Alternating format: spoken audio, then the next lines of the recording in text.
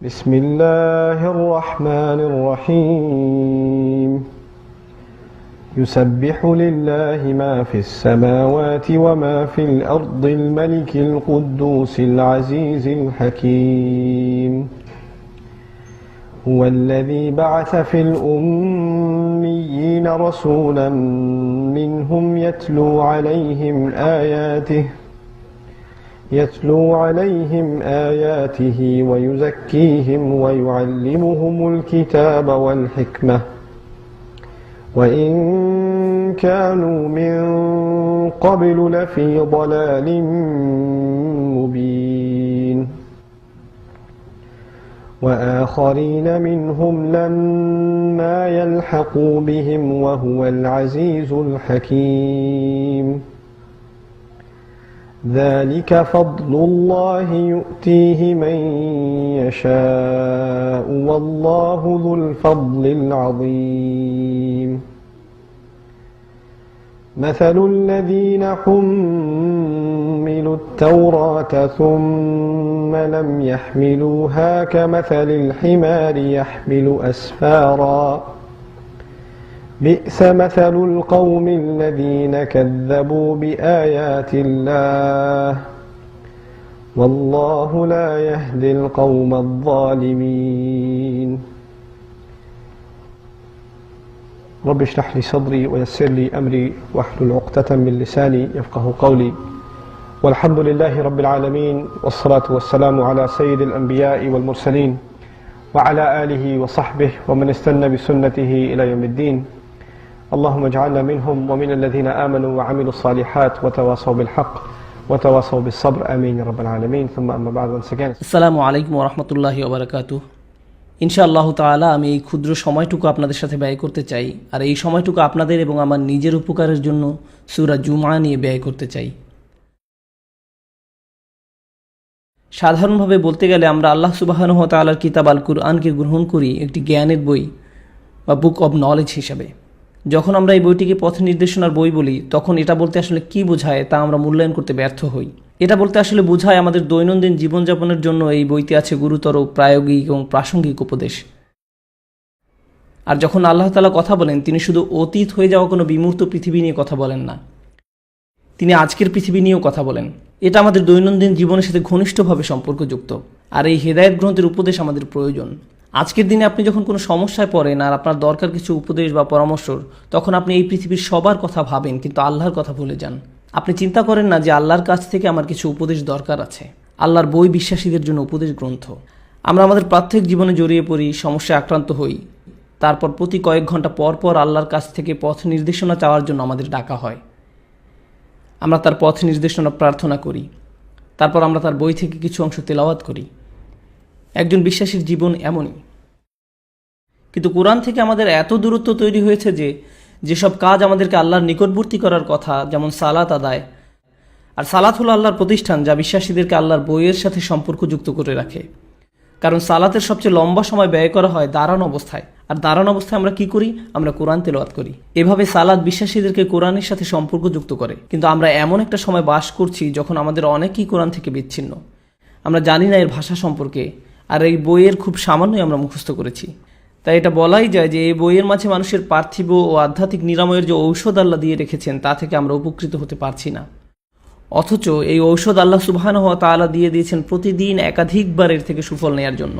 ইনশাআল্লাহ আমরা কিছু আলোচনা শুনবো, যদিও আজকের আলোচনার বিষয় কোনো আয়াতের তাফসির নয়, কারণ তাফসিরের আলোচনায় আপনাকে সেই আয়াতের একটি একটি করে প্রত্যেকটি শব্দের ব্যাখ্যা, একাধিক উলামায়ের বক্তব্য কি তা নিখুঁতভাবে জানতে হবে। এর পাশাপাশি আয়াত নাজিলের সময়, এর পারিপার্শ্বিকতা, শব্দচয়ন এগুলোও আপনাকে গুরুত্বের সাথে বিবেচনায় আনতে হবে। কিন্তু সেটা হচ্ছে কোরআন শিক্ষার গভীর অধ্যয়ন, তাআল্লুমুল কোরআন। তবে আজ এখানে আমরা তেমনটা করব না, আমরা খুব সাধারণভাবে বোঝার চেষ্টা করব এবং আল্লাহর বই থেকে আমাদের জন্য এই সূরার মাধ্যমে কিছু দিক নির্দেশনা বের করে আনার চেষ্টা করব ইনশাআল্লাহ। আপনি যখন কাউকে কিছু স্মরণ করিয়ে দেন তখন চেষ্টা করেন তার জন্য ব্যাপারটা সহজ করার জন্য, জটিল নয়।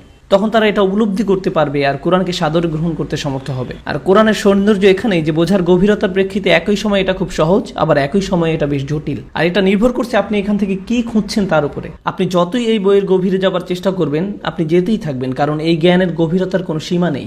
তাই কেউ যদি এই বই থেকে অগভীর জ্ঞান প্রত্যাশা করে সে তাও এই বই থেকে পেয়ে যাবে। আমরা এই অপূর্ব সুন্দর সূরাটি দিয়ে আরম্ভ করব। এটি কোরআনের অন্তর্ভুক্ত সেই সূরাগুলোর একটি যেগুলোর সূচনাতে রয়েছে আল্লাহর প্রশংসা।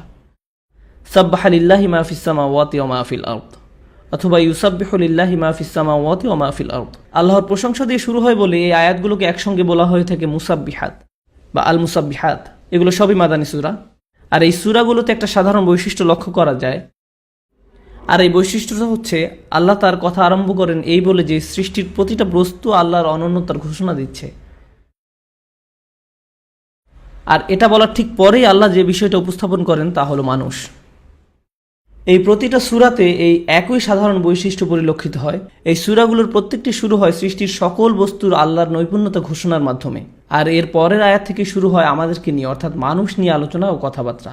মূলত এই সূরাগুলোর এই বৈশিষ্ট্যের মাধ্যমে আল্লাহ আমাদের যে গুরুত্বপূর্ণ শিক্ষাটি দিতে চান তার একটি অংশ হলো আল্লাহ আকাশমণ্ডলের সকল সৃষ্টির সাথে মাটির সৃষ্টি তথা আমাদের তুলনা করেছেন।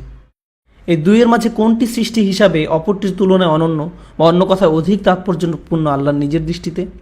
তিনি বলেন লাকাদ খালাকনাল ইনসানা ফি আহসানি তাকওয়িম। অন্য আয়াতে বলেন ওয়ালাকাদ কাররামনা বানি আদম। আল্লাহ বলছেন আমি সুমর্যাদা দান করেছি আদম সন্তানদের, অর্থাৎ আল্লাহ বলছেন আমি আদম সন্তানদের সৃষ্টি করেছি সবচেয়ে সুন্দর আদলে। মূলত আল্লাহ স্বয়ং নিজেই মানুষের সৃষ্টিকে সম্মানজনক হিসেবে ঘোষণা করেছেন, সুবহানাল্লাহ। অর্থাৎ আমরা হলাম আল্লাহর সেই সৃষ্টি যা আসমান পর্বতের মতো বিশাল সমস্ত সৃষ্টির চেয়েও উত্তম। আমরা যেন এক বিস্ময়কর সৃষ্টি, কিন্তু ঠিক একই সময়ে আল্লাহর অন্য সকল সৃষ্টি আল্লাহর আদেশ পালন করে চলছে কোনো ধরনের প্রশ্ন করা ছাড়াই।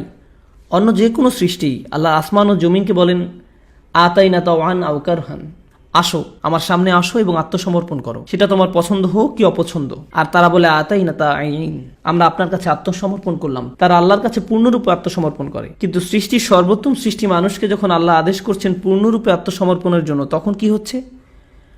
মানবকুলের অধিকাংশই আত্মসমর্পণ করছে না। যারাও বা আত্মসমর্পণ করছে তারাও কিন্তু পরিপূর্ণভাবে আত্মসমর্পণ করছে না। কখনো করছে তো কখনো করছে না। আমাদের অধিকাংশ ক্ষেত্রেই তো এটা সত্য। আল্লাহ সুবহানাহু ওয়া তাআলার প্রতি আমরা আংশিকভাবে আত্মসমর্পণ করছি। বলুন তো মুসাব্বিহাত সূরাগুলো কি মাক্কি না মাদানী? মাদানী। এগুলো মাদানী সূরা। আর কোরআনের মাদানী অংশের প্রাথমিক গ্রহীতা হলো অধিকাংশই মুসলিম, ঠিক যেভাবে কোরআনের মক্কি অংশের প্রাথমিক গ্রহীতা অধিকাংশই ছিল অমুসলিম, কুরাইশরা। কিন্তু মদিনায় মুসলমানরা ইতোমধ্যে একটি সংঘবদ্ধ সমাজ গড়ে তুলেছে। আর আল্লাহ যখন কথা বলছেন তখন এই সংঘবদ্ধ সমাজবদ্ধ মুসলিমদের নিয়েই কথা বলছেন। কথাগুলোর মধ্যে আছে আহকাম, নিয়মনীতি তথা মদিনার তৎকালীন মুসলিমদের সামাজিক ব্যাপারগুলো। এক কথা এই সূরাগুলো মূলত মদিনার তৎকালীন মুসলিমদের সামাজিক ব্যাপারগুলোর কথাই উল্লেখ আছে। আর এজন্যই আমি মুসাব্বিহাত সূরাগুলোর মধ্যে এই সূরাটি আজকের আলোচনার জন্য বাছাই করেছি, কারণ আমাকে বলা হয়েছিল মুসলিম যুব সমাজ নিয়ে কিছু কথা বলার জন্য, আর গতকাল আমি সেই বিষয় নিয়েই কথা বলেছি। তাও আজ আমি একই বিষয় নিয়ে একটু ভিন্ন আঙ্গিকে কথা বলতে চাই ইনশাআল্লাহ। এর পাশাপাশি মুসলিম কমিউনিটির ব্যাপারে এই একই দৃষ্টিভঙ্গি থেকেও আমি কিছু কথা বলতে চাই। একটি মুসলিম কমিউনিটিকে প্রাণবন্ত ও বিশুদ্ধ রাখতে আসলে কি প্রয়োজন, কিসে আমাদের কমিউনিটি সুপথে পরিচালিত হবে, কোনটি হবে এই কমিউনিটির প্রাণের উৎস, আল্লাহ কিভাবে এই বিষয়গুলো সম্পর্কে আলোকপাত করেন, আর তখন কি হয় যখন একটি মুসলিম কমিউনিটি এর চালিকা শক্তির মূল উৎস থেকে বিচ্যুত হয়ে পড়ে, কি তখন এর পরিণতি হয়। আল্লাহ শুরু করছেন এই বলে আসমান ও জমিনে যা কিছু আছে তার সকলই আল্লাহর নিখুঁত অনবদ্যতা বা প্রশংসা ঘোষণা করছে। ইউসাব্বিহু লিল্লাহি মা ফিস সামাওয়াতি ওয়া মা ফিল আরদ। আল মালিক, সমস্তই তার অধীনস্থ। আল কুদ্দুস, যিনি পবিত্র ও যাবতীয় পবিত্রতার উৎস। আল আজিজ, একচ্ছত্র অধিপতি। আল হাকিম, সকল জ্ঞানের অধিকারী। আল্লাহ সুবহানাহু ওয়া তাআলার 4টি গুণবাচক নামের উল্লেখ রয়েছে এই সূরার শুরুতে। এই সূরাটির ক্ষেত্রে এটি একটি অসাধারণ বিশেষত্ব, যেখানে অন্যান্য গুণবাচক নামের উল্লেখ থাকে 2টি, গাফুরুর রহিম, আজিজুন যুনতিকাম। অথচ এই সূরার শুরুতে আমরা আল্লাহ সুবহানাহু ওয়া তাআলার 4টি গুণবাচক নামের উল্লেখ পাচ্ছি, আল মালিক, আল কুদ্দুস, আল আজিজ, আল হাকিম। এটা নিঃসন্দেহে বিশেষ কিছু। আর ঠিক এর পরেই আল্লাহ তাআলা রাসূল সাল্লাল্লাহু আলাইহি সাল্লাম সম্পর্কে বলতে শুরু করেছেন, হুয়াল্লাযী বাআসা ফিল উম্মিয়িন, তিনিই নিরক্ষরদের মধ্য হতে একজন রাসূল প্রেরণ করেছেন। মনে রাখুন যে এগুলো হলো সেই সূরা যেখানে শুরুতে আল্লাহ কথা বলেন আসমান ও জমিন সম্পর্কে, আর ঠিক এর পরের আয়াতেই তিনি কথা বলেন মানুষকে নিয়ে। সাথে সাথেই তিনি উল্লেখ করেন যে তিনি মানুষের মাঝে নিয়োগ করেন তার রাসূল, তাদের মাঝে যারা কিছুই জানত না, উম্মিয়িন, এমনকি তারা জানত না লিখতে কিংবা পড়তেও। রাসূলাম মিনহুম, একজন রাসূল যিনি মূলত তাদেরই একজন রাসূল যিনি এসেছেন তাদেরই মধ্য থেকে। রাসূল শব্দটির অনুবাদ করা হয় বার্তাবাহক, যা একটি ইসম বা বিশেষ্য পদ। আরবি ব্যাকরণ যাকে বলা হয় ইসমে মুবালাগা। আর এটি যেই মানে বহন করে তা হলো রাসূল হলেন সেই ব্যক্তি যিনি অত্যন্ত গুরুত্বপূর্ণ বার্তা বহন করেন আর অবিরতভাবেই তা প্রচার করতে থাকেন। যিনি অবিরতভাবেই বার্তা প্রচার করতে থাকেন। অর্থাৎ রসুল একটি বেশ গুরুত্ববহ শব্দ। ইয়াতলু আলাইহিম আয়াতিহি, তিনি প্রথম এই কাজটাই করেন। তিনি তাদেরকে তার অলৌকিক নিদর্শনসমূহ পড়ে শোনান, আল্লাহর অলৌকিক নিদর্শন।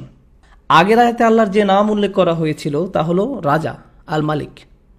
রসুল সাল্লাল্লাহু আলাইহি সাল্লাম সম্পর্কে এই আয়াতে প্রথম যে জিনিসটা আমরা জানতে পারি তা হলো তিনি মানুষকে আল্লাহর নিদর্শন পড়ে শোনান। এটা অনেকটা রাজাদের চিহ্ন থাকে তার মতো। যেমন কোনো রাজ্যে গেলে যখন আপনি রাজ্যের সীমানায় প্রবেশ করেন তখন রাজ্যের পতাকা, রাজার বানানো স্মৃতিস্তম্ভ দেখতে পান, উর্দি পরা সেনা দেখতে পান, যেটা দেখে রাজার কথা মনে পড়ে, তাই না? এগুলো রাজত্বের চিহ্ন। নবী করিম সাল্লাল্লাহু আলাইহি সাল্লাম প্রথমে সবাইকে সেই রাজার অলৌকিক নিদর্শন স্মরণ করিয়ে দেন। অলৌকিক নিদর্শন বলতে এখানে কোরআনের আয়াতকে বোঝানো হয়েছে। কোরআনের আয়াত দুনিয়ায় আল্লাহর রাজ্যের সুস্পষ্ট নিদর্শন প্রকাশ করে। সুবহানাল্লাহ। ইয়াতলু আলাইহিম আয়াতিহি ওয়া ইউযাক্কিহিম, আয়াত পাঠ করে তিনি মানুষকে বিশুদ্ধ করেন। দ্বিতীয়ত, আল্লাহ আমাদের বলেন যে মহানবী সাল্লাল্লাহু আলাইহি সাল্লাম মানুষকে পবিত্র করেন। আল্লাহ আযজা ওয়া জাল্লার দ্বিতীয় যেই নাম উল্লেখ করা হয়েছিল সেটা হলো আল কুদ্দুস। আজকে যারা ক্লাসে ছিল তাদের নিশ্চয়ই মনে আছে, আল কুদ্দুস অর্থ সকল পবিত্রতার উৎস। দ্বিতীয় কাজ যেটা মহানবী সাল্লাল্লাহু আলাইহি সাল্লাম করেন, তিনি মানুষকে পবিত্র করেন। ওয়া ইউআল্লিমুহুমুল কিতাবা ওয়াল হিকমা, তিনি মানুষকে আইন ও প্রজ্ঞা শেখান। কিতাব শব্দের অর্থ আমি বই না বলে আইন বলেছি। যেমন কুতিবা আলাইকুমুস সিয়াম, কাতাবাল্লাহু আলাইকুম। আরবিতে কাতাবা বলতে শুধু বই বোঝায় না, আইনও বোঝায়। তিনি মানুষকে এই বইয়ের শিক্ষা দেন। এর মধ্যে ধর্ম সংক্রান্ত নির্দেশনা, বিধিনিষেধ, ইসলামী শরিয়া সবই অন্তর্ভুক্ত। এই আইন কে দিতে পারেন? যার এই আইন দেওয়ার কর্তৃত্ব আছে তিনি। আগের আয়াতটিতে আল্লাহর যে তৃতীয় নাম উল্লেখ করা হয়েছিল সেটা হলো আল আজিজ। এবং যখন মহানবী সাল্লাল্লাহু আলাইহি সাল্লাম বলেন ওয়া ইউআল্লিমুহুমুল কিতাব, শেষে বলছেন আল হাকিম। আল্লাহ আযজা ওয়া জাল্লা শেষে তার যে নাম উল্লেখ করেছেন তা হলো আল হাকিম, সর্বজ্ঞানী। আর এখানে আল্লাহ বলছেন আল হিকমা। মহানবী সাল্লাল্লাহু আলাইহি সাল্লাম রাজার বাণী তেলাওয়াত করেন, তিনি মানুষকে পবিত্র করেন, তিনি মানুষকে গ্রন্থ ও প্রজ্ঞা শিক্ষা দেন। প্রজ্ঞা শব্দটা আল্লাহ সুবহানাহু ওয়া তাআলার শেষ যে নাম উল্লেখ করা হয়েছে তার সাথে সম্পর্কযুক্ত। কিন্তু আমি চাই এই চারটা শব্দকে আপনারা গভীরভাবে উপলব্ধি করুন। অনুবাদ পড়ার সময় খুব দ্রুত আমরা এই শব্দগুলোকে অতিক্রম করে যাই। তিনি আয়াত তেলাওয়াত করেন, তিনি তাদেরকে পবিত্র করেন, তিনি তাদের গ্রন্থ শিক্ষা দেন এবং প্রজ্ঞা শিক্ষা দেন। তিনি আয়াত তেলাওয়াত করেন, তিনি তাদের পবিত্র করেন, তিনি তাদের গ্রন্থ শিক্ষা দেন এবং প্রজ্ঞা শিক্ষা দেন। এখানে একটা অন্তর্নিহিত ক্রম আছে। এই ক্রমের ব্যাপারে প্রথম যে জিনিস আমাদের জানা উচিত তা হলো ইব্রাহিম আলাইহিস সালাম এই একই দোয়া করেছিলেন। গত রাতে যারা সায়ানাতে মসজিদে আমার সাথে ছিলেন তারা জানেন যে সেখানে আমরা আল্লাহ সুবহানাহু ওয়া তাআলার সাথে ইব্রাহিম আলাইহিস সালামের যে কথোপকথন তা নিয়ে আলোচনা করেছিলাম। ইব্রাহিম আলাইহিস সালাম বলেছিলেন, রব্বানা ওয়া বা'আস ফীহিম রাসূলাম মিনহুম ইয়াতলু আলাইহিম আয়াতিক ওয়া ইউআল্লিমুহুমুল কিতাবা ওয়াল হিকমা ওয়া ইউযাক্কিহিম। ইব্রাহিম আলাইহিস সালাম তার বংশধরদের মধ্য থেকেই একজন রসুল প্রেরণের জন্য অনুরোধ করেছিলেন যে মানুষকে আল্লাহর আয়াত পড়ে শোনাবেন। এখানে কি আল্লাহ তাই বলেননি? মুহাম্মদ সাল্লাল্লাহু আলাইহি সাল্লাম আয়াত পাঠ করে শোনাবেন, তারপর তিনি কোরআন ও বিজ্ঞতা শিখাবেন, তারপর আল্লাহ বলছেন তিনি তাদেরকে কলুষতা মুক্ত করবেন। আমরা কি এখানেও কলুষতা মুক্ত হওয়া খুঁজে পাই না? হ্যাঁ পাই, কিন্তু একটা পার্থক্য আছে। কিন্তু এখানে আয়াতটা আবার শুনুন, তিনি আয়াত পাঠ করেন, তাদেরকে কলুষতা থেকে মুক্ত করেন এবং তিনি তাদেরকে কিতাব ও বিজ্ঞতা শিখান। ক্রমের মধ্যে একটা পার্থক্য আছে। ইব্রাহিম আলাইহিস সালাম যেভাবে দোয়া করেছিলেন, আল্লাহ যেভাবে সাড়া দিয়েছিলেন তা ভিন্ন। এটা আসলে প্রমাণ করে যে ইব্রাহিম আলাইহিস সালাম যে দোয়া করেছিলেন আল্লাহ তা কবুল করেছেন, এটা তার প্রমাণ। কিন্তু আল্লাহ শুধু তার দোয়া কবুলই করেননি, আল্লাহ আযজা ওয়া জাল্লা তার দোয়াকে নিখুঁত করেছিলেন। আল্লাহ সুবহানাহু ওয়া তাআলা যে ক্রমটা নাজিল করেছেন তা আরো ভালো। সেটা হলো তিনি আয়াত পাঠ করবেন, তাদেরকে কলুষতা মুক্ত করবেন এবং তারপর তাদের শিক্ষা দিবেন। সুতরাং প্রথমে মানুষকে পড়ে শোনানো, তারপরে সাফাই বা কলুষ মুক্ত করা, তারপরে শিক্ষা দেয়া। আমি আজকের আলোচনায় এই বিষয়ের উপরই গুরুত্ব দিতে চাই। এটার আসলে মানেটা কি? এই তিনটা ধাপের একটা পদ্ধতি। এটা তো আগেই বলেছি যে আল্লাহ ইব্রাহিম আলাইহিস সালামের দোয়া নিখুঁত করেছিলেন। এটা করার পিছনে কি বিজ্ঞতা আছে?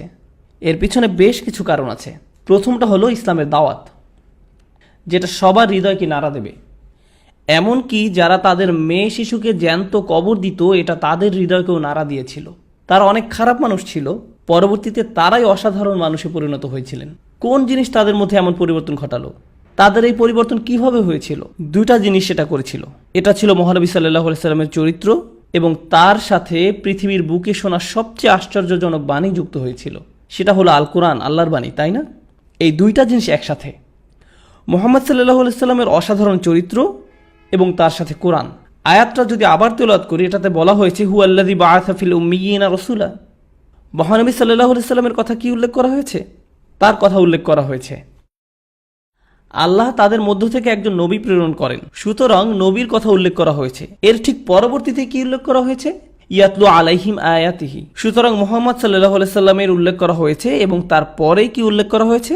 তিনি আয়াত পাঠ করেন, কোরআনের কথা উল্লেখ করা হয়েছে। এই দুইটা জিনিস ইসলামের যিনি দাওয়াত দিচ্ছেন তার চরিত্র, মুনাদিয়া ইউনাদিলিল ঈমান, এবং তার কথা বলা সবচেয়ে শক্তিশালী কথা যেটা মানুষকে ইসলামের দিকে ডাকে।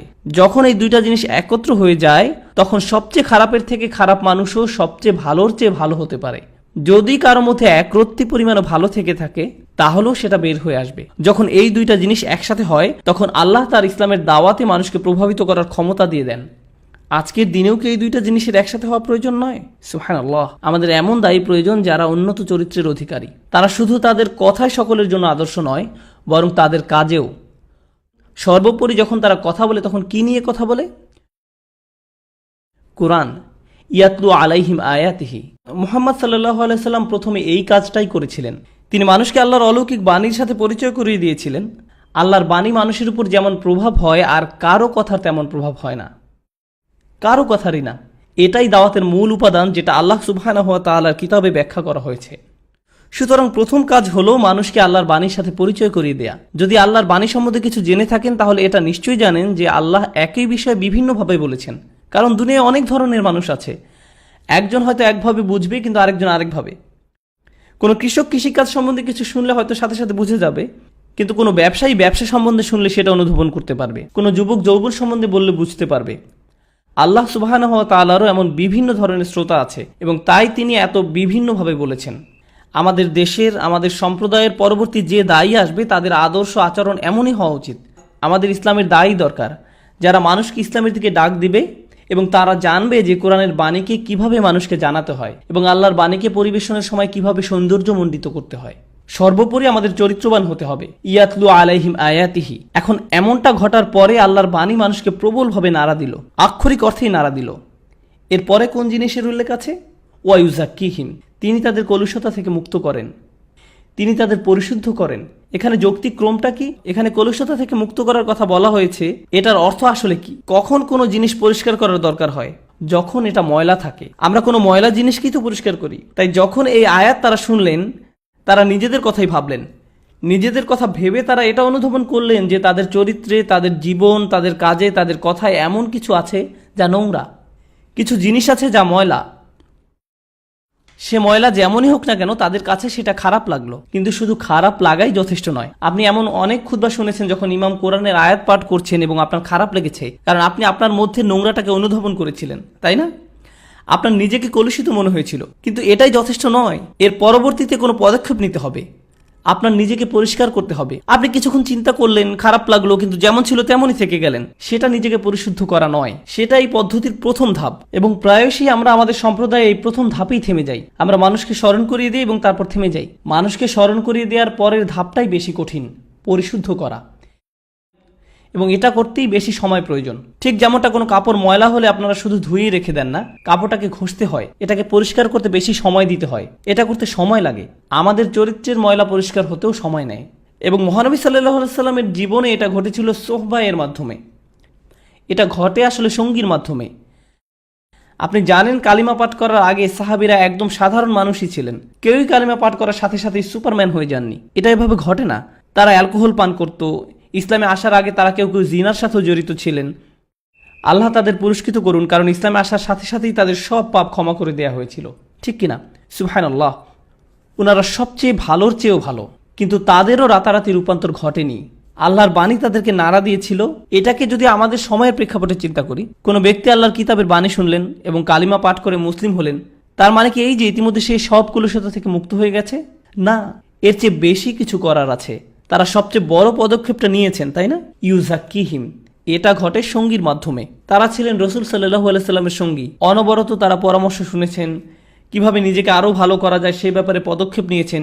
তিনি তাদের আচরণকে সংশোধন করে দিচ্ছিলেন, কিভাবে প্রার্থনা করতে হবে বলে দিচ্ছিলেন। এটা বলো না, এটা বলো, এটা করো না, এটা করো, এটা খেও না, ওটা খাও, এটা ঘটলে এটা করো, ওটা ঘটলে ওটা করো। এটা মহানবী সাল্লাল্লাহু আলাইহি সাল্লামের সুন্নাত এবং এটা ইসলামী শিক্ষার একটা অংশ যেটা বই পড়ে হয় না। ইউযাক্কিহিম। ইসলামিক শিক্ষার এই অংশটা কিভাবে ঘটে? সঙ্গীর মাধ্যমে। আপনার নিজেকে পরিশুদ্ধ করতে হলে ভালো সঙ্গীর সাথে থাকতে হবে। আমাদের সম্প্রদায়ের জন্য কোন জায়গায় আল্লাহ ভালো সঙ্গী খুঁজে পাওয়ার ব্যবস্থা করে দিয়েছেন? মসজিদে। মসজিদেই আমাদের ভালো সঙ্গী খুঁজতে হবে। এই সঙ্গীদের মধ্যে প্রথমত কোরআনের আয়াত পড়ে শোনাতে হবে, তারপরে একে অন্যকে সঙ্গ দিতে হবে এবং নিজেদের মধ্যকার ভালোটাকে বের করে আনতে হবে। যখন এমন বন্ধুরা একসাথে হয় যে একজন তেমন ভালো নয়, তেমন ধার্মিক নয়, কিন্তু আরেকজন বেশ ধার্মিক, তখন একসাথে সময় কাটানোর ফলে যে ধার্মিক নয় সেও অপরজনের মতো ধার্মিক হয়ে যায়, অন্যজনের উপরে এর প্রভাব পড়ে। এর বিপরীতটাও অবশ্য সত্য। যদি আপনার সব বন্ধুই বিশৃঙ্খল ধরনের হয়, আপনি যদি তাদের সাথে দীর্ঘ সময় থাকেন, তাহলে আপনিও তাদের মতোই হয়ে যেতে পারেন। এখানে বলা হয়েছে ইউজাক্কিহিম, তাজকিয়া। এর যে উপাদানটা আমি এখানে তুলে ধরতে চাই তা হলো সঙ্গ, বিশেষ করে পণ্ডিত ব্যক্তিদের সঙ্গ।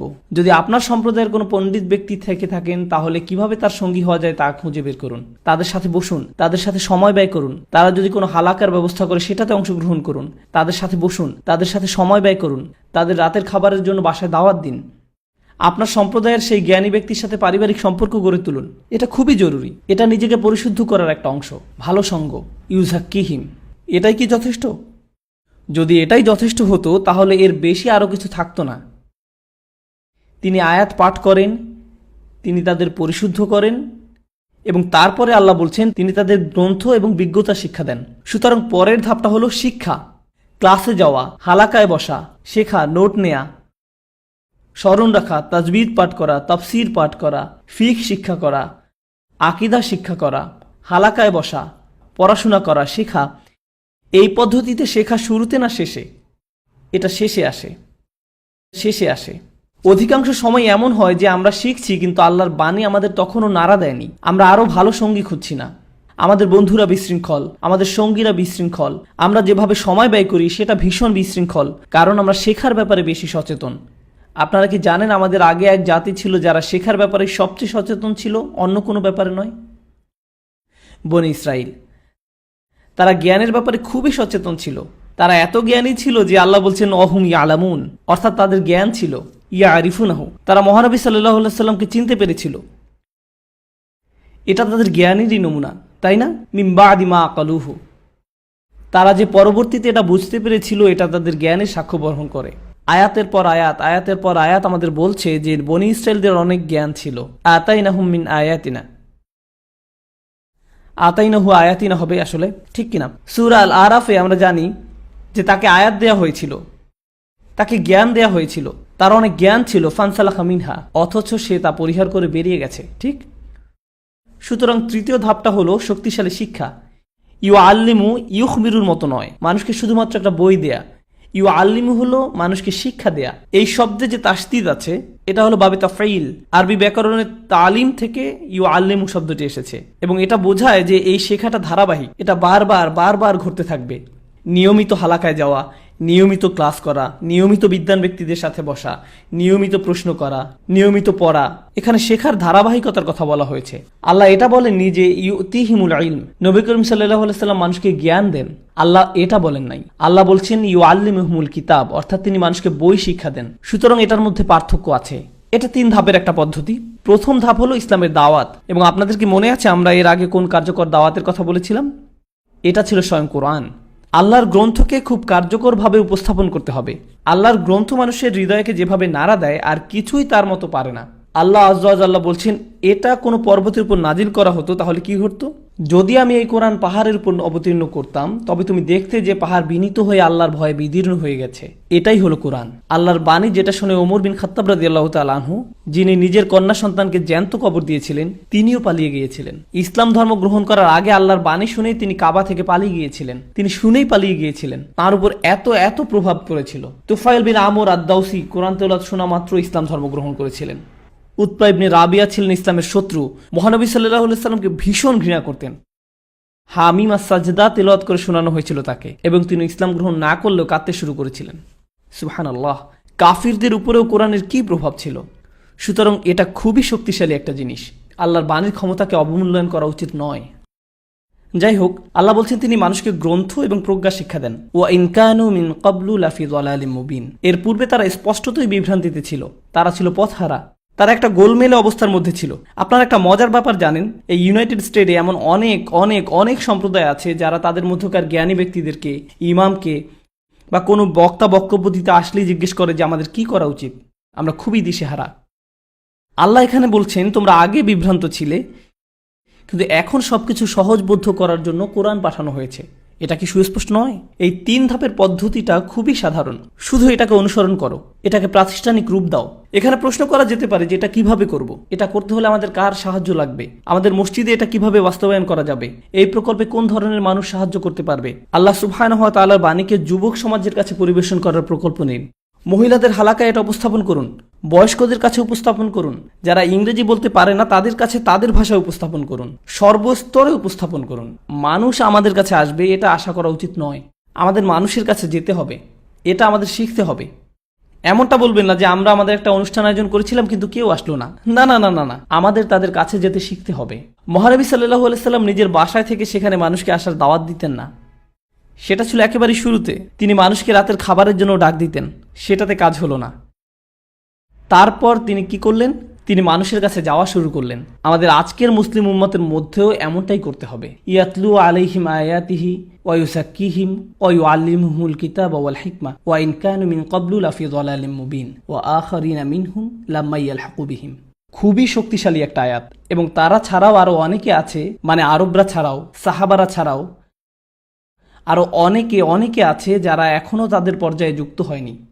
সুতরাং এখানে আল্লাহ ইতোমধ্যে এই উম্মতের আন্তর্জাতিক বৈশিষ্ট্যের বিষয় উল্লেখ করেছেন, কারণ এমন অনেকে আছে যারা এখনো তাদের সাথে এসে যুক্ত হয়নি। তারা কারা? আজকের দিনে তারা হলো তুর্কি, মালয়েশিয়ান, আফ্রিকান, সারা দুনিয়ার মুসলমান। আল্লাহ খুব সাধারণ একটা শব্দ ব্যবহার করে সবার কথা বুঝিয়েছেন। এবং এই আয়াতের মধ্যে যে প্রজ্ঞা লুকিয়ে আছে তা হলো অন্যরা এসে ইসলাম ধর্মে যোগদান করার আগেই আমাদের এই পদ্ধতি চালু রাখা উচিত। কারণ যোগদান করার পরে তাদের কোন জিনিসটা সবচেয়ে দরকার হবে? এই 3 ধাপের পদ্ধতি। তাদের এই 3 ধাপের প্রক্রিয়ার প্রয়োজন পড়বে। আজকে যখন কেউ শাহাদা পাঠ করে মুসলিম হয়ে যায় এবং আমাদের মসজিদে আসে, আমাদের মসজিদে কি সেই প্রক্রিয়া চালু আছে? সেখানে কি এই প্রক্রিয়া সহজলভ্য?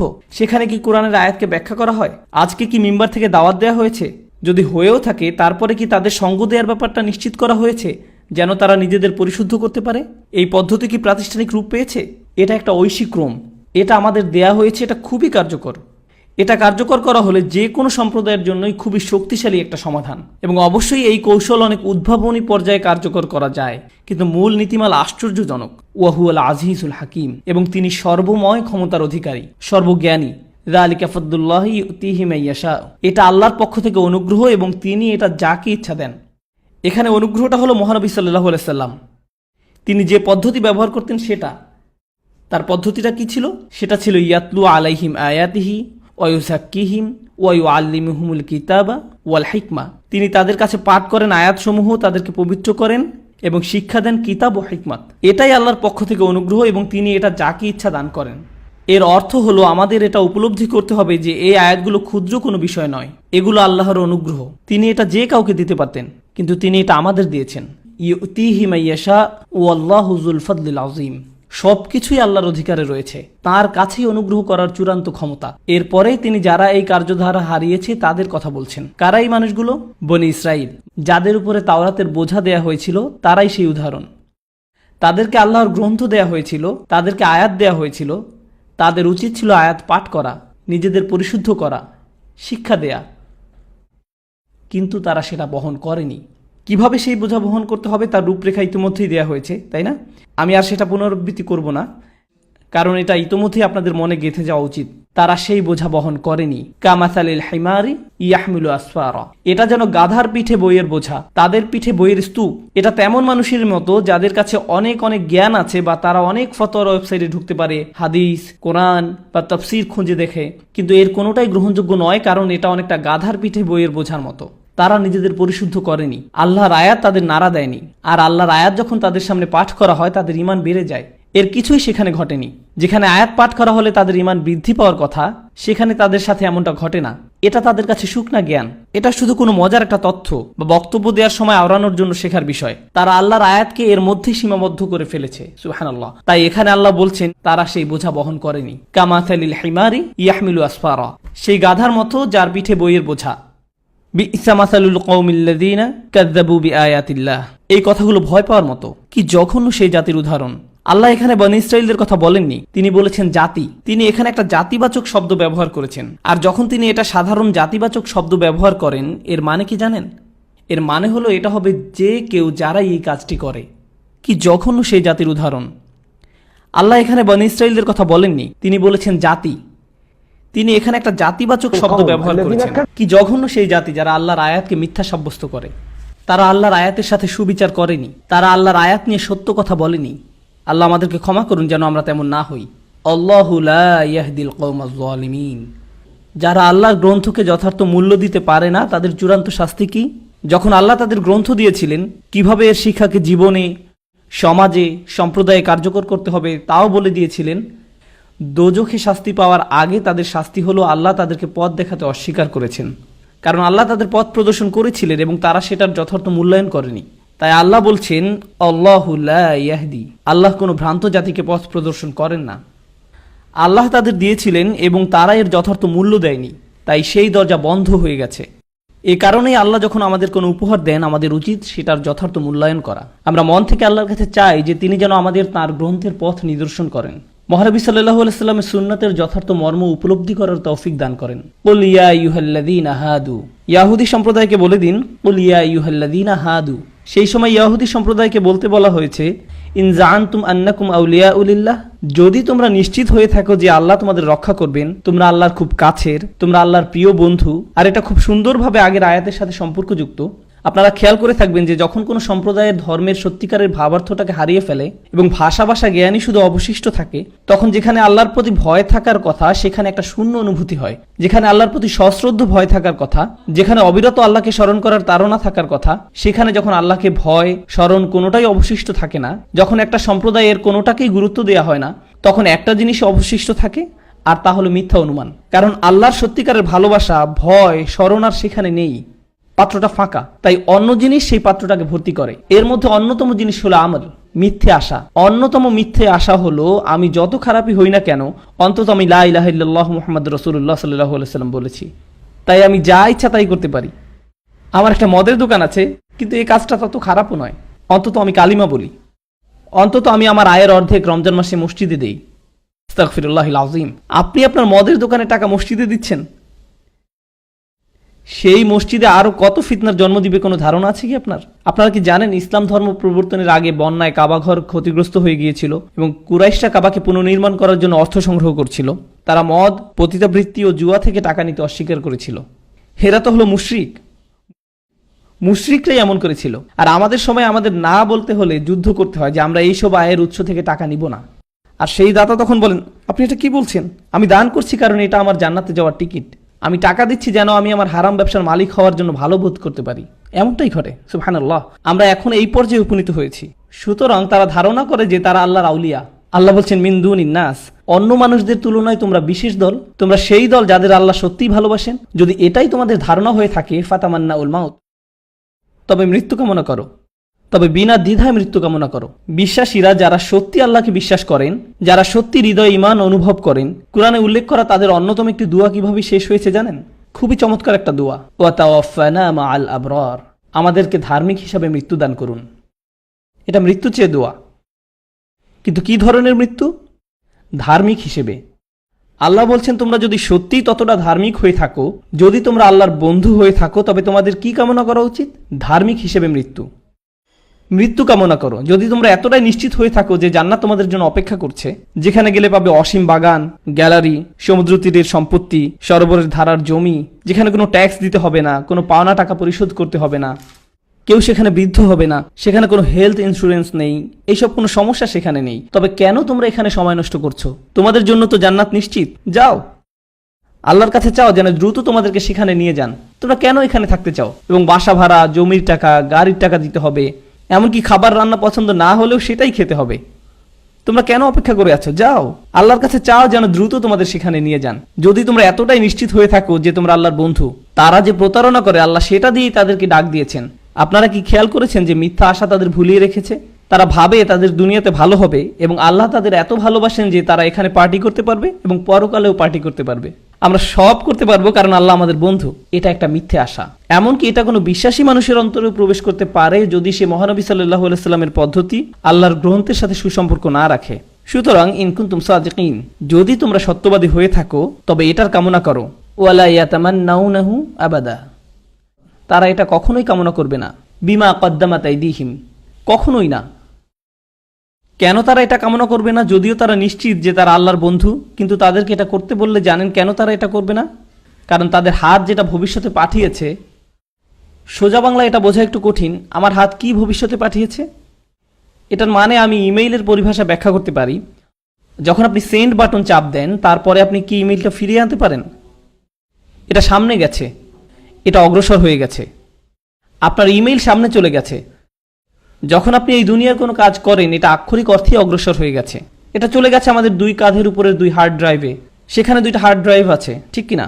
আমাদের কাজগুলো সেখানে চলে যায় এবং সেই হার্ড ড্রাইভে সংরক্ষিত হয়। আমাদের সব কাজ সেখানে সংরক্ষিত আছে। আমরা কি আর তা ফিরিয়ে আনতে পারি? না।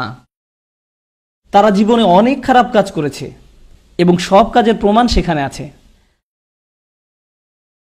তারা জানে যে তারা অনেক ভয়ানক সব কাজ করেছে, যে তারা সেগুলো নিয়ে চিন্তাও করতে চায় না।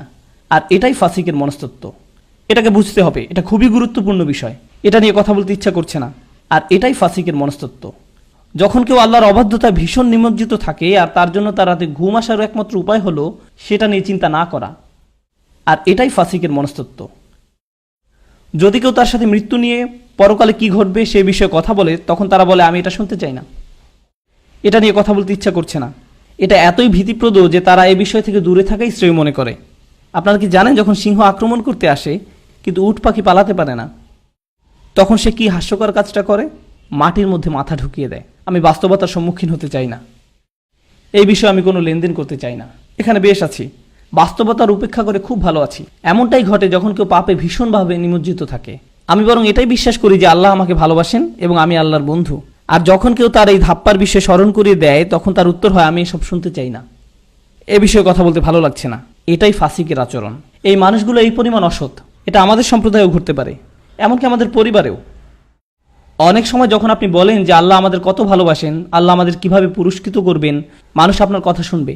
কিন্তু আল্লাহর অবাধ্যতার ফলাফল ভোগ করতে হবে শুনলে তারা বলে তুমি কি এইসব হতাশাজনক বিষয়ে কথা বলা বন্ধ করবে? চলো আমরা অন্য বিষয়ে কথা বলি, চলো আমরা রকেট গেম অথবা অন্য কোনো বিষয়ে কথা বলি। আমি ওসব কিছু শুনতে চাচ্ছি না। এ কারণে আল্লাহ এখানে বলছেন ওয়ালা ইয়াতামান্নাউনাহু আবাদা বিমা কদ্দামাত আইদিহিম আল্লাহু আলিমুম বিজ্জালিমিন।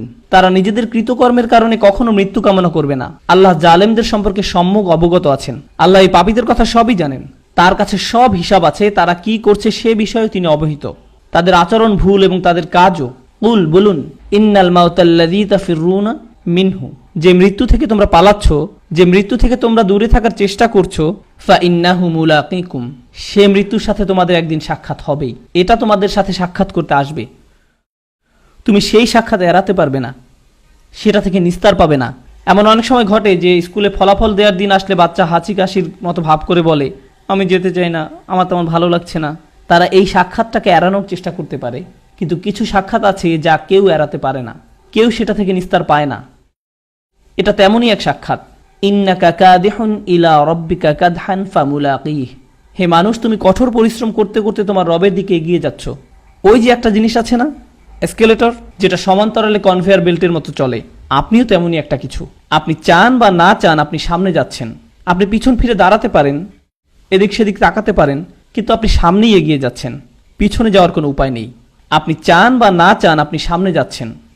আপনি শুধু সেই সাক্ষাতের দিকেই এগিয়ে যাচ্ছেন। আমরা সবাই সেদিকেই যাচ্ছি, এ ব্যাপারে কোনোই সন্দেহ নেই যে আমাদের এটার সংস্পর্শে আসতে হবে। সুম্মা তুরাদ্দুনা ইলা আলিমিল গায়বি ওয়াশ শাহাদা, তখন তোমরা সবাই দৃশ্য অদৃশ্য সর্ববিষয়ে জ্ঞাত আল্লাহর কাছে ফিরে যাবে। এর অর্থ হলো আল্লাহ আমাদের হৃদয়ের ভিতরের এই শূন্যতাকে জানেন। আল্লাহ জানেন যখন কোনো অসৎ উদ্দেশ্যে আপনি কোনো ভালো কাজ করছেন। সুবহানাল্লাহ। ফায়ুনাব্বিউকুম বিমা কুনতুম তা'মালুন, তখন তিনি পুঙ্খানুপুঙ্খভাবে জানিয়ে দেবেন যে কে কি ধরনের কাজ সাধারণত তারা করত। আমরা এই সূরার উপসংহারে পৌঁছে গিয়েছি ইনশাআল্লাহ তাআলা। ইয়া আইয়ুহাল্লাযীনা আমানু, যারা বিশ্বাস করে। এখানে কাদের উদ্দেশ্যে কথা বলা হচ্ছে তার কি কোনো পরিবর্তন লক্ষ্য করেছেন? এক মুহূর্ত আগেই আল্লাহ কাদের সাথে কথা বলেছিলেন? বনী ইসরায়েলদের সাথে। এখন তিনি অন্যদের সাথে কথা বলছেন, তাদের সাথে আর কোনো লেনদেন নেই।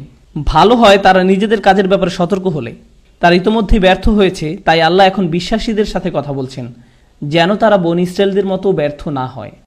আপনারা জানেন একজন বাবা কিভাবে তার সন্তানদের সাথে কথা বলে। যখন একজন ফেল করেছে এবং আরেকজনের পরের সপ্তাহে পরীক্ষা আছে, সে বলে, শোনো করিম, তুমি এই ব্যাপারে অন্তত সেলিমের মতো হও না, তার মতো কাজ তুমি করো না। প্রথমে বাবা একজনকে বকা দেন এবং তারপরে আরেকজনের দিকে ফিরে বলেন, তুমি ভালো করে শুনে রাখো, এই ভুলগুলো তুমি করো না।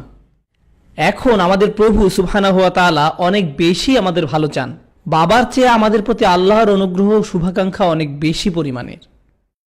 প্রথমে আল্লাহ বনী ইসরায়েলদের তিরস্কার করলেন। তাদেরকে তিরস্কার করতে দেখে আবার এমন নয় যে আমরা বলতে পারি, হ্যাঁ দেখো আল্লাহ বনী ইসরায়েলদের কেমন ঘৃণা করেন। এক মিনিট থামুন।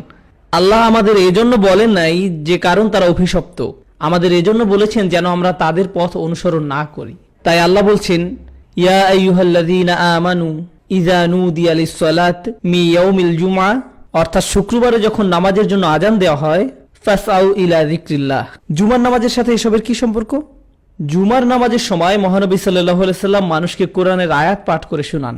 জুমার নামাজ হলো সেই সময় যখন আপনাদের পুনর্জাগরিত হওয়ার কথা। জুমার খুতবা আল্লাহর একটি অসাধারণ বিধান, যা হলো এই উম্মতের সাপ্তাহিক সম্মেলন। এটা একটা সাপ্তাহিক সম্মেলন। যখন আপনাদের কোনো বিশেষ অনুষ্ঠান থাকে, বক্তা আসবে, কিন্তু সবাইকে কি অনুষ্ঠানে দেখা যায়? অনেক মানুষই আসে, কিন্তু সবাই তো আসে না। কিন্তু একটা ব্যাপার সবসময় ঘটে, তা কোনো বিখ্যাত বক্তাই হোক অথবা ততটা বিখ্যাত বক্তা না হোক, কিংবা কোনো বক্তা না থাকলেও, কোনো ইমাম না থাকলেও সবাইকে কি জুমার নামাজে পাওয়া যায়? এটা একটা ঐশ্বরিক বিধান। এটার জন্য কোনো লিফলেট বিতরণ করতে হয় না, এটার জন্য ফেসবুকে কোনো ইভেন্ট পেজ খুলতে হয় না, কাউকে কোনো ইমেইল পাঠাতে হয় না। এটা একটা কার্যক্রম যেটা আল্লাহ সুবহানাহু ওয়া তাআলা নিজ থেকে ঠিক করে দিয়েছেন যেন আমরা মহানবী সাল্লাল্লাহু আলাইহি সাল্লামের পদ্ধতিকে হারিয়ে না ফেলি। শুক্রবারে যখনই জুমার নামাজের আজান দেওয়া হয়, তখন দ্রুত আল্লাহকে স্মরণ করতে যাও। ফাসাউ ইলা যিকরিল্লাহ, আল্লাহকে স্মরণ করতে দ্রুত যাও। এই বিধানের মাধ্যমে এই পদ্ধতিকে বাস্তবায়ন করা হয়েছে। এখান থেকেই এই সূত্রপাত। এ কারণেই আমাদের বাস্তব অবস্থায় আমি বলবো, জুমার খুতবা হলো সবচেয়ে বড় আমানা। এটা হলো সবচেয়ে বড় সম্পদ যেটা সব মসজিদেরই আছে। জুমার খুতবা এত শক্তিশালী, এত মর্মস্পর্শী হওয়া উচিত যে ব্যক্তি ইসলামের কোনো কিছুই জানে না সেও যেন এটা শুনে কেঁপে ওঠে। জুমার খুতবা এতটা উদ্দীপনাপূর্ণ এবং এত ভালো হওয়া উচিত যে কেউ ভীষণ পরিশ্রান্ত হলেও হাই তুলবে না। এটা একটা আমানা, সব মসজিদকে ভরসা করে এই দায়িত্ব দেয়া হয়েছে। আমাদের উচিত মানুষের কাছে আল্লাহর আয়াত পৌঁছে দেয়া। মানুষের কাছে আল্লাহর আয়াত পৌঁছানোর সবচেয়ে ভালো সুযোগ হলো শুক্রবারের নামাজ। শুক্রবারের নামাজে এটাই দায়িত্ব, ফাসআউ ইলা যিকরিল্লাহ। আমাদেরকে বলা হয়েছে আল্লাহকে স্মরণ করতে দ্রুত যাও, কেনা বেচা বন্ধ করো। ওয়াজারুল বাই যালিকুম খায়রুল লাকুম ইন কুনতুম তা'লামুন। কিন্তু আজকাল কি ঘটে? আমাদের সময় ঘটা অন্যতম বিপর্যয়কারী একটি ঘটনা। বেশিরভাগ মানুষ জুমার নামাজে খুতবা শুরু হওয়ার আগে নাকি পরে এসে হাজির হয়, পরে আসে। বেশিরভাগ মানুষই পরে আসে। সিংহভাগ মানুষ আসে যখন একামত শুরু হয়ে যায়। সুতরাং তারা কি আল্লাহকে স্মরণ করতে পারে না? কারণ যেহেতু তারা আরবি বুঝে না, তাই নামাজে কি পাঠ করা হচ্ছে তা তারা বুঝে না। একমাত্র যে জিনিসটা তারা হয়তো বা বুঝতো সেটা কি? খুতবা। কিন্তু তারা তো সে সময় আসেনি। তাই আমাদের এখন আগে আসার ব্যাপারে খুতবা দেয়া দরকার, যেন আমরা এই প্রথাকে পুনরুজ্জীবিত করতে পারি। আমাদেরকে এটা শুরু করতে হবে। যদি তাদের আসতে 5 মিনিট দেরি হয়, তবে খুতবাও 5 মিনিট অতিরিক্ত বলতে হবে। খুবই দৃঢ়ভাবে বলতে হবে যে কেন আমাদের খুতবার আগে আসা দরকার এবং এটা আল্লাহর কাছে কতটা গুরুত্বপূর্ণ। আমাদের জন্য তিনি এটাকে কতটা গুরুত্বপূর্ণ করেছেন যে আমাদের আল্লাহর স্মরণে দ্রুত যেতে বলেছেন এবং আমাদের কেনাবেচা বন্ধ রাখতে বলেছেন। তখন তোমরা যদি জানতে যে এটা করাই তোমাদের জন্য ভালো। তারপর আল্লাহ সুবহানাহু ওয়া তাআলা পরিশেষে মহানবী সাল্লাল্লাহু আলাইহি সাল্লামকে একটা উদাহরণ দিয়েছেন, ফাইযা কুদিয়াতিস সালাতু ফান্তাশিরু ফিল আরদ ওয়াবতাগু মিন ফাদলিল্লাহ। নামাজ শেষ হয়ে গেলে তোমরা পৃথিবীতে ছড়িয়ে পড়ো এবং আল্লাহর অনুগ্রহ সন্ধান করো। তোমাদের কাজে ব্যবসায় ফিরে যাও, ওয়াবতাগু মিন ফাদলিল্লাহ। কিন্তু আল্লাহ আরো বলছেন, ওয়াজকুরুল্লাহ কাসীরা, অর্থাৎ আল্লাহকে বেশি করে স্মরণ করো। আপনারা কি জানেন কিভাবে এক ব্যক্তি আল্লাহকে বেশি স্মরণ করতে পারে? বেশিরভাগ সময় জুমার নামাজ শেষ হয়ে গেলে আপনাদের মনে হয় যে দিনের ধর্মকর্ম সব শেষ, এখন আমি পার্টি করতে পারি। সর্বোপরি আজ তো শুক্রবার রাত, বিশেষ করে আমেরিকাতে এমন ঘটে, ঠিক না? কিন্তু খুতবাটা যদি খুব শক্তিশালী হয় তাহলে সেটা অন্তত ওই দিনটা পর্যন্ত আপনার সাথে টিকে থাকে। এভাবেই আল্লাহকে বেশি স্মরণ করা হয়। তাই আল্লাহ বলছেন, ওয়াজকুরুল্লাহ কাসীরা লাআল্লাকুম তুফলিহুন, যেন তোমরা সফলকাম হও। আল্লাহ যেন আমাদেরকে সফলকামদের মধ্যে একজন করেন। ওয়া ইযা রাউ তিজারাতান আও লাহওয়া। এবং এটা মহানবী সাল্লাল্লাহু আলাইহি সাল্লামের জীবনে একটা বিশেষ ঘটনা যে যখন তিনি খুতবা দিচ্ছিলেন তখন একটা ব্যবসায়িক কাফেলা সে জায়গা অতিক্রম করে যাচ্ছিল এবং মানুষ সেই কাফেলার দিকে দৌড়ে গিয়েছিল। মানুষ এখনো সেই কাজটাই করে। তারা নামাজের সালাম দেয় এবং সালাম শেষ হওয়া মাত্র তারা খুঁজতে থাকে যে তাদের জুতাটা আসলে কোথায় আছে। তারা তাড়াহুড়া করে, দৌড় দৌড় দৌড়াও, খুব দ্রুত এখান থেকে বের হতে হবে। আমরা নিজেদের মধ্যে এই আচরণ গড়ে তুলেছি। তারা ব্যবসার দিকে তাড়াহুড়া করে যায়, তারা কুকা ইমা, তারা ওই দিকে দৌড়ে গেল এবং আপনাকে দাঁড়ানো অবস্থায় রেখে। কুল মা ইনদাল্লাহি খায়র, তাদেরকে বলুন আল্লাহর কাছে যা আছে তা তুলনামূলকভাবে ভালো। আল্লাহর কাছে কি আছে? এমনকি আল্লাহ এটা বলেন নাই যে মহানবী সাল্লাল্লাহু আলাইহি সাল্লামের কাছে যা আছে তা তুলনামূলকভাবে ভালো। তিনি বলেছেন আল্লাহর কাছে যা আছে তা তুলনামূলকভাবে ভালো। এবং আল্লাহর কাছে আছে ওয়াল্লাহু ইনদাহু হুসনুল মাআব, আল্লাহর কাছে আছে পুরস্কার, জান্নাত। তোমরা কোন ব্যবসার চুক্তি করতে পারবে যেটা তোমাদেরকে জান্নাতে নিতে পারবে? কি করলে সেখানে যেতে পারবে?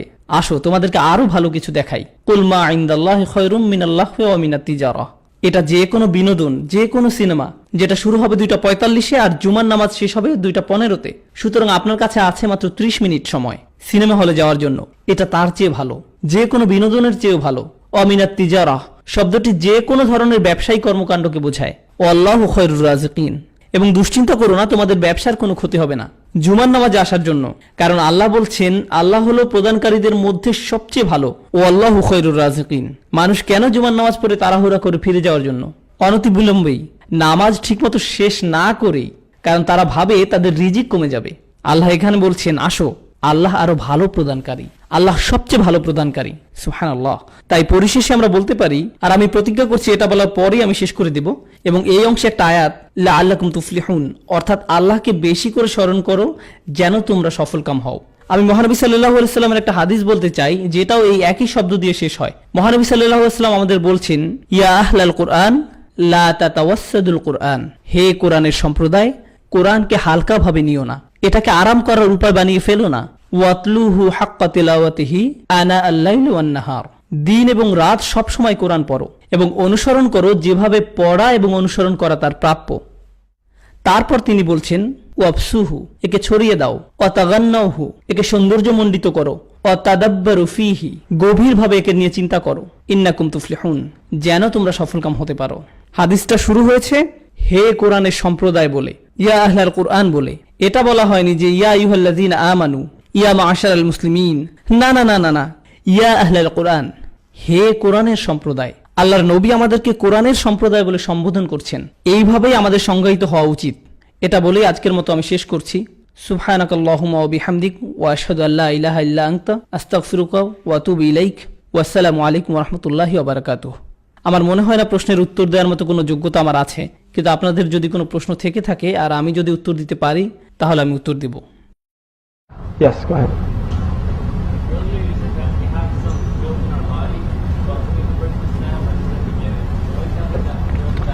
এটা শর্ত সাপেক্ষ। যখন আমরা ইসলাম গ্রহণ করি তখন আমাদের সব পাপ ক্ষমা করে দেওয়া হয়, কিন্তু তার মানে এই না যে আমরা পরিশুদ্ধ হয়ে গেছি। অন্যভাবে বললে আমাদের আচরণ যেমন ছিল তেমনই আছে। উদাহরণস্বরূপ বলা যায়, আমরা যদি মদে আসক্ত হয়ে থাকি, কালেমা পাঠ করলেই কি এই আসক্তি পুরোপুরি চলে যায়? আপনি যদি ড্রাগে আসক্ত হয়ে থাকেন, না, কালেমা পাঠ করলেই কি আপনি তার প্রতি বিমুখ ভাব পোষণ করতে শুরু করবেন? যদি আপনি ধূমপায়ী হয়ে থাকেন, কালেমা পাঠ করার পরও আপনি এর প্রতি আসক্তি বোধ করবেন? অবশ্যই। এটা এমন নয় যে কালেমা পাঠ করলাম আর সব ঠিক হয়ে যাবে, সবকিছু আমার মধ্য থেকে দূর হয়ে গেল। আল্লাহর ঐশ্বরিক সাহায্য আসবে, কিন্তু এই সব অভ্যাস ত্যাগ করার চেষ্টা করতে হবে। নিজের মধ্যে থেকে এসব খারাপ অভ্যাসকে পরিষ্কার করতে হবে। পূর্বে যে খারাপ কাজ আপনি করেছেন তার জন্য আপনাকে আর জবাবদিহিতা করতে হবে না, কিন্তু এখন আপনাকে এটা নিশ্চিত করতে হবে যে আপনি আর সেই খারাপ কাজে ফিরে যাচ্ছেন না। যদিও আগে আপনি অনেকদিন যাবত ওই কাজগুলো করে আসছিলেন। আপনারা কি পাভলোর ক্লাসিক্যাল কন্ডিশনিং জানেন? একটা কাজ বারবার করতে করতে আপনার অভ্যাস হয়ে যায়, এভাবেই আপনি কাজ করেন। এই খারাপ কাজ থেকে বের হয়ে আসতে সত্যি অনেক চেষ্টা করতে হয়। যুবকদের মধ্যে একটা খুবই খারাপ অভ্যাস আছে, কোনো এক সময় যখন বাবা মা আশেপাশে থাকে না তখন তারা কম্পিউটার নিয়ে বসে। এটা একটা খারাপ অভ্যাস। কিছু নির্দিষ্ট বন্ধু আছে, যখন আপনি তাদের সাথে থাকেন তখন খারাপ ব্যাপারগুলো ঘটে। এটা একটা খারাপ অভ্যাস, এবং এটা সবসময় করতে করতে এটা আপনার জন্য একটা চক্রের মতো হয়ে যায়। আপনাকে এই চক্র থেকে বের হয়ে আসতে হবে। আপনার নিজেকে পরিষ্কার করতে হবে ভালো সাহচর্যের মাধ্যমে। আল্লাহ যেন আমাদেরকে ভালো সঙ্গী দান করেন। শেষে আপনি যে হাদিস উল্লেখ করলেন সেখানে বলা হয়েছে কোরআনকে বিনোদন হিসেবে না নিতে, কিন্তু যদি এমন হয় যে যে কেউ উপভোগ করে? না না, এখানে বলা হয়নি যে বিনোদন হিসেবে না নিতে, এখানে বলা হয়েছে হালকাভাবে না নিতে বা কোরআনকে বিনোদনে পরিণত করে ফেলো না। হাদিসে তেমন কিছু বলা হয়নি। সেখানে বলা হয়েছে লা তাতাওয়াসসাদুল কুরআন। আরবিতে তাতাওয়াসসাদু শব্দের বেশ কিছু মানে আছে। তার মধ্যে অন্যতম হলো এটাকে বালিশ বানিয়ে ফেলো না। এর অর্থ হলো এটা ভাবা যে ঠিক আছে আমরা তো কোরআনের সম্প্রদায়, সুতরাং আমাদের মাফ করে দেয়া হয়েছে, এখন আমি আরাম করতে পারি। না, এখন আরাম করো না। এটা একটা গ্রন্থ যেটা সংগ্রাম এবং গভীরভাবে চিন্তার দাবি রাখে, সুতরাং এটার প্রতি শিথিলতা না দেখানো।